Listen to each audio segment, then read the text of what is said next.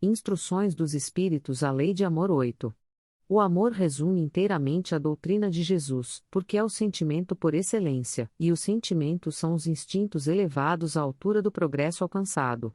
Na sua origem, o homem só tem instintos, mais avançado e corrompido, só tem sensações, mais instruído e purificado, tem sentimentos. E o ponto mais delicado do sentimento é o amor, não o amor no sentido vulgar da palavra, mas o sou interior, que condensa e reúne em seu ardente foco todas as aspirações e todas as revelações sobre-humanas. A lei de amor substitui a personalidade pela fusão do ser, e ela extingue as misérias sociais.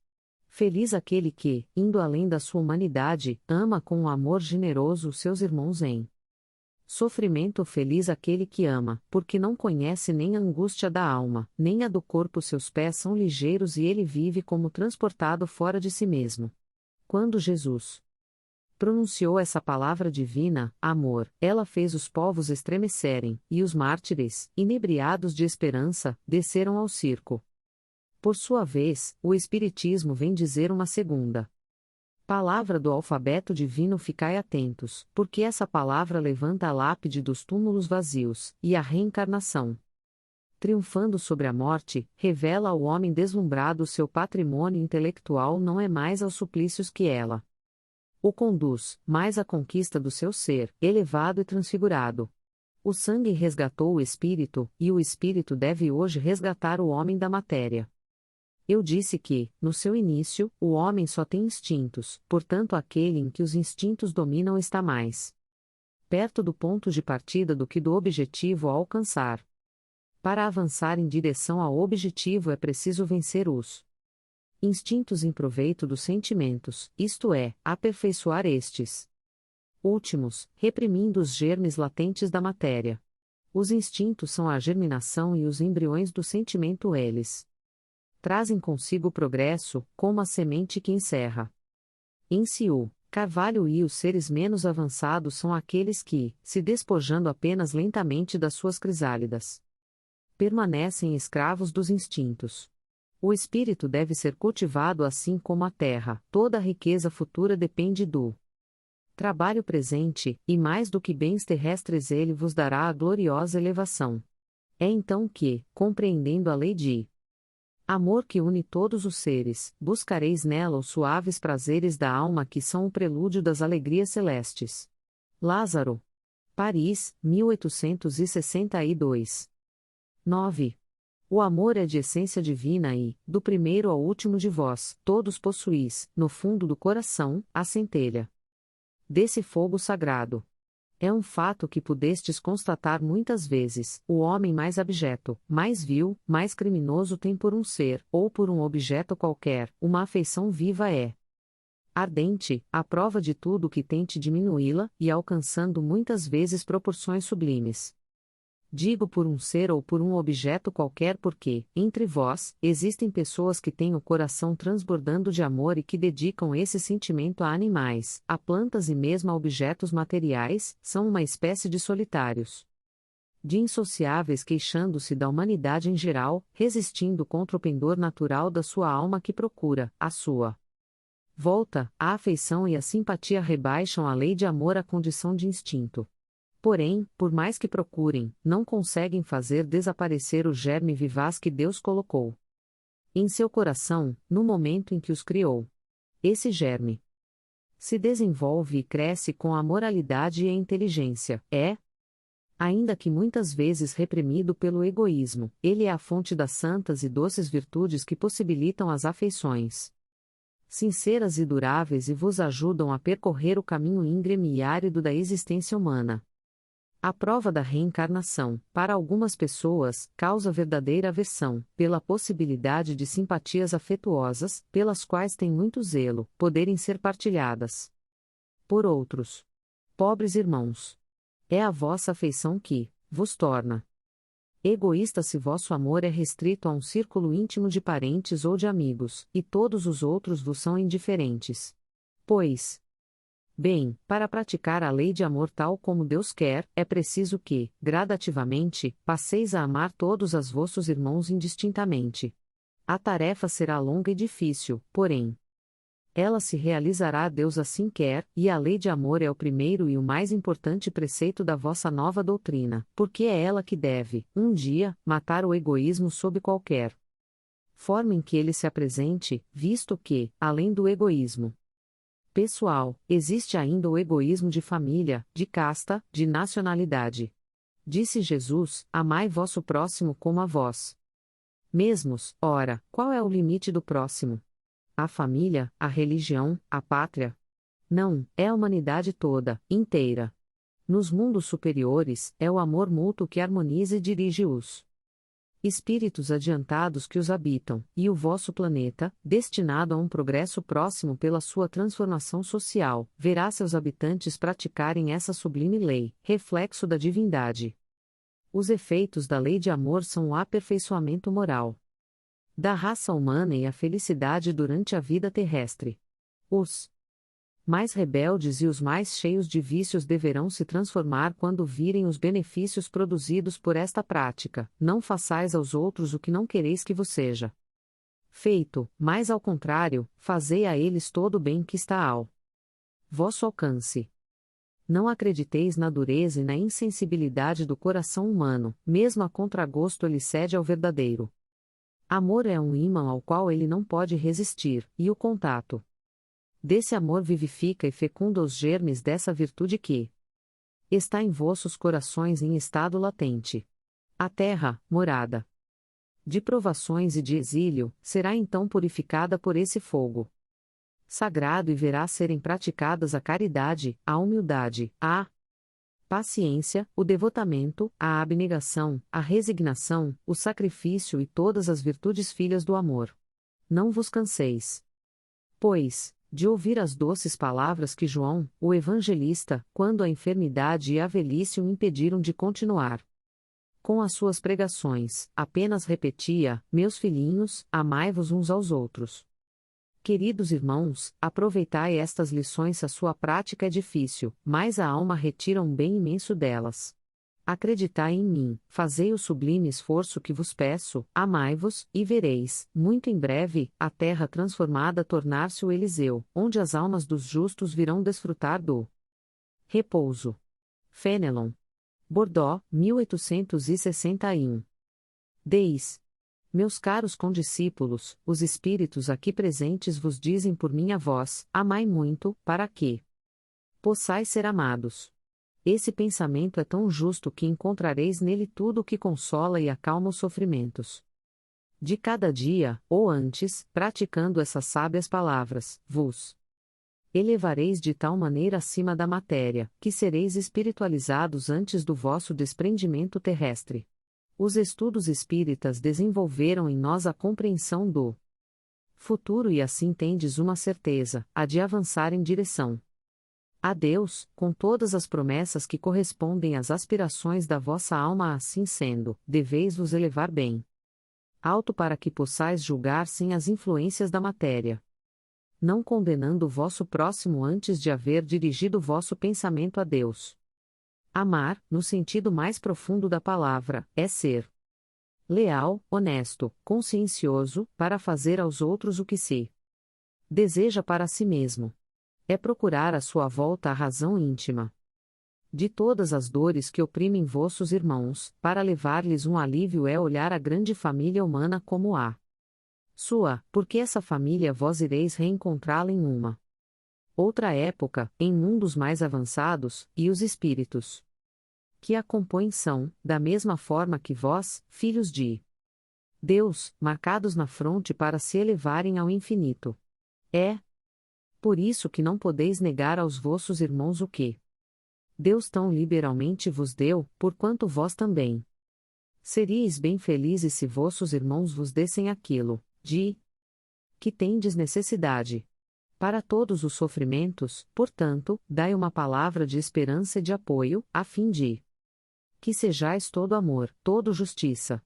Acreditai que estas sábias palavras, amai muito para serdes amados, farão o seu caminho. Elas são revolucionárias e seguem uma rota fixa, invariável. Vós, porém, que me Ouvis, já adquiristes qualidades, pois sois infinitamente melhores do que há 100 anos se vos modificastes de tal forma. Para melhor que atualmente aceitais, sem contestar, uma série de novas ideias sobre a liberdade e a fraternidade que outrora teríeis rejeitado, ora, daqui a 100 anos aceitareis. Com a mesma facilidade, aquelas que hoje ainda não puderam entrar na vossa cabeça. Hoje, que o movimento espírita deu um grande passo, observai com que rapidez as ideias de justiça e de renovação, contidas nas mensagens dos espíritos, são aceitas por grande parte do mundo inteligente. É que essas ideias correspondem ao que há de divino em vós.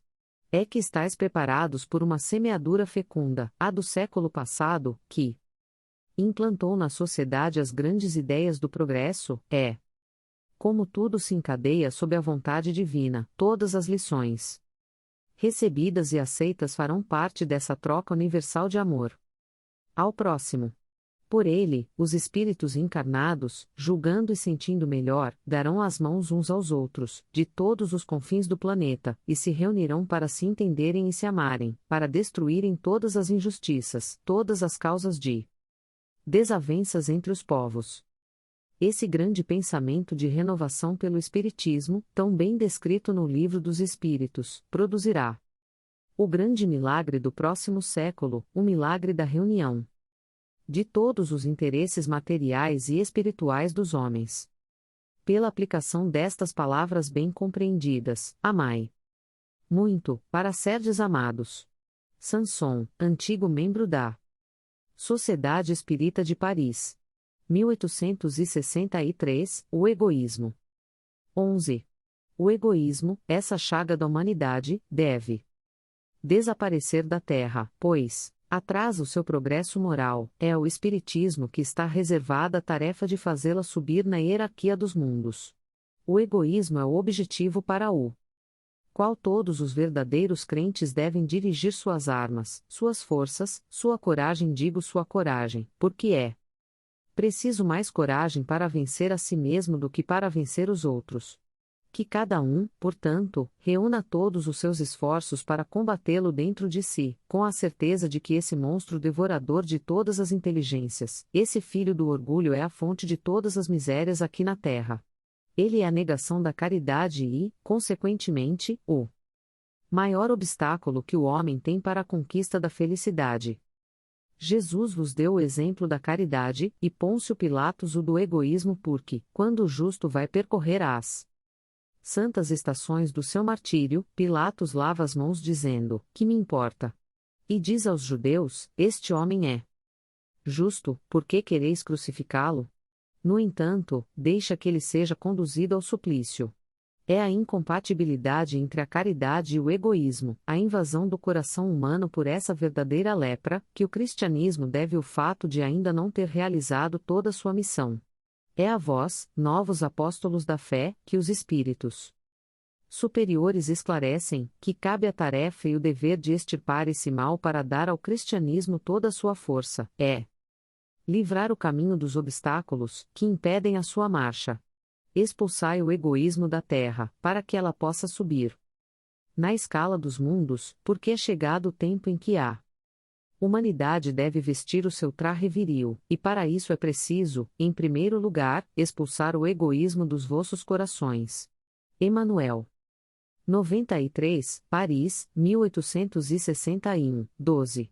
Se os homens se amassem com idêntico amor, a caridade seria melhor praticada mais. Para que isso aconteça, é preciso que vos esforceis para livrar o vosso coração da couraça que o envolve, permitindo, assim, que ele se torne mais sensível para com aqueles que sofrem.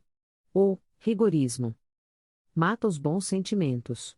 O Cristo não se aborrecia com ninguém aquele que se dirigisse a ele, quem quer que fosse, não era repelido, a mulher adúltera, o criminoso, todos eram socorridos se Jesus jamais temeu que a sua reputação viesse a ser atingida. Quando, pois, o tomareis como modelo de todas as vossas ações? Se a caridade reinasse na terra, o mal não teria mais poder, fugiria envergonhado, e se esconderia, porque se sentiria deslocado em toda parte. E então, o mal desapareceria, ficai bem certos disso. Começai dando o exemplo, sede caridosos para com todos, indistintamente esforçai-vos para não dar atenção àqueles que nos olham com desdém, e deixai a Deus o encargo de toda a justiça, porquanto, no seu reino, a cada dia, ele separa o joio 94 do grão do trigo. O egoísmo é a negação da caridade e ora sem a caridade não há tranquilidade para a sociedade e digo mais. Não há segurança com o egoísmo e o orgulho, que andam de mãos dadas, sempre haverá uma corrida favorável ao mais esperto, uma luta de interesses em que as mais santas afeições são calcadas sob os pés, em que nem mesmo os sagrados laços da família são respeitados. Pascal. Sens, 1862. A fé e a caridade 13. Meus queridos filhos, recentemente eu vos disse que a caridade sem a fé não é suficiente para manter entre os homens uma ordem social capaz de torná-los felizes. Eu devia dizer que a caridade é impossível sem a fé. Na verdade, podereis encontrar impulsos generosos mesmo em uma pessoa que não tenha religião, mas essa caridade austera, que só se exerce pela abnegação, pelo sacrifício constante de todo interesse egoísta, somente a fé poderá inspirá-la, porque é ela quem nos faz carregar a cruz desta vida com coragem e perseverança. Sim, meus filhos, é inútil que o homem, desejoso de prazeres, queira se iludir quanto ao seu destino na terra, afirmando que lhe é permitido ocupar-se apenas da sua felicidade. É certo que Deus nos cria para sermos felizes na eternidade, portanto a vida terrestre deve servir unicamente para o nosso aperfeiçoamento moral, que se conquista mais facilmente com a ajuda dos órgãos físicos e do mundo materialismo sem considerar as vicissitudes comuns da vida. A diversidade de vossos gostos, das tendências e das necessidades são também um meio de vos aperfeiçoardes, exercitando-vos na caridade, porquanto só à custa de concessões e de sacrifícios mútuos podereis manter a harmonia entre elementos tão diferentes. Tendes razão, entretanto, afirmando que a felicidade está destinada ao homem na terra, se vós a procurardes no bem e não nos prazeres materiais. A história da cristandade fala de mártires que foram com alegria para o suplício. Atualmente, na vossa sociedade, não é preciso o holocausto do martírio, nem o sacrifício da vida para ser cristão, mas única e simplesmente o sacrifício do vosso egoísmo, do vosso orgulho e da vossa vaidade. Se a caridade vos inspirar e se a fé vos sustentar, sereis vencedores. Espírito Protetor. Cracóvia, 1861. Caridade para com os criminosos. 14. A verdadeira caridade é um dos mais sublimes ensinamentos que Deus deu ao mundo. Entre os verdadeiros discípulos da sua doutrina deve existir uma fraternidade completa. Deveis amar os infelizes, os criminosos, como criaturas de Deus, às quais o perdão e a misericórdia serão concedidos, se eles se arrependerem, assim como para vós mesmos, pelas faltas que cometeis contra a sua lei. Pensai que sois mais merecedores de repreensão, mais culpados do que eles, a quem recusais o perdão e a comiseração, porque muitas vezes eles não conhecem Deus como vós conheceis, e ele será pedido muito menos do que a vós. Não julgueis, meus queridos amigos. Porque o julgamento que aplicardes vos será aplicado mais severamente ainda, e tereis necessidade de indulgência para os pecados que incessantemente cometeis. Não sabeis que há muitas ações que o mundo não considera nem como faltas leves e que são crimes aos olhos do Deus de pureza? A verdadeira caridade não consiste apenas na esmola que dais, nem mesmo nas palavras de consolação que acrescenteis a ela, não é somente isso que Deus exige de vós. A caridade sublime, ensinada por Jesus, consiste também na benevolência concedida sempre, e em todas as coisas, para o vosso próximo. Podeis ainda exercer essa sublime virtude com muitas pessoas que não necessitam de esmolas, e que palavras de amor, de consolação e de encorajamento conduzirão ao Senhor. Ainda vos digo que estão próximos os tempos em que a grande fraternidade reinará sobre a terra, os homens serão regidos pela lei do Cristo, que será o freio e a esperança e conduzirá as almas para as moradas bem-aventuradas. Amai-vos, pois, como filhos de um mesmo Pai. Não façais diferenças entre os outros infelizes porque é Deus que deseja que todos sejam iguais se não desprezeis ninguém. Deus permite que grandes criminosos estejam entre vós a fim de vos servirem de ensinamento. Brevemente, quando os homens forem levados a praticar as verdadeiras leis de Deus, não haverá mais necessidade desses ensinamentos, e todos os espíritos impuros e revoltados serão dispersados pelos mundos inferiores, de acordo com as suas tendências. Deveis àqueles de quem vos falo o socorro das vossas preces, essa é a verdadeira caridade. Não deveis dizer: de um criminoso, é um miserável, é preciso extirpá-lo da terra, a morte imposta a ele é muito branda para um ser dessa espécie. Não, não é assim que deveis falar. Olhai vosso modelo, que é Jesus. Que diria ele se visse esse infeliz ao seu lado? Com certeza o lamentaria, iria considerá-lo como um doente bem infeliz e lhe estenderia a mão. Na realidade não podeis fazer o mesmo, mas, pelo menos, podeis rezar por ele, assistir seu espírito durante os instantes que ainda deve passar sobre a vossa terra. O arrependimento pode chegar ao seu coração, se fizerdes as vossas orações com fé. Ele é vosso próximo tanto quanto o melhor dentre os homens sua alma, transviada e revoltada. Foi criada, como a vossa, para se aperfeiçoar. Ajudai-o, pois, a sair do lamaçal, e rogai por ele. Elizabeth de França. 96, Havre, 1862. Deve-se expor a vida por um malfeitor? 15. Um homem está em perigo de morte, para salvá-lo é preciso expor a própria vida, sabe-se, porém, que esse homem é um malfeitor, e que, se escapar da morte, poderá cometer novos crimes. Deve-se, apesar disso, arriscar a vida para salvá-lo? Essa é uma questão muito grave e que naturalmente pode se apresentar ao espírito. Responderei de acordo com o meu adiantamento moral, pois que se trata de saber se devemos expor a nossa vida, mesmo por um malfeitor. O devotamento é cego, socorre-se um inimigo, deve-se. Portanto, socorrer um inimigo da sociedade, numa palavra. Um malfeitor. Acreditais que é somente da morte que se vai arrancar esse desgraçado? É talvez de toda a sua vida passada. Porque, pensai, nesses rápidos instantes que lhe arrebatam os últimos minutos da vida, o homem, perdido, volta-se sobre a sua existência passada, ou melhor, ela se ergue diante dele. Talvez a morte chegue muito cedo para ele e a reencarnação poderá ser-lhe terrível. Ide, portanto, homens. Vós, a quem a ciência espírita esclareceu, ide, arrancai-o da sua condenação, e então, esse homem, que seria morto blasfemando contra vós, se jogará em vossos braços.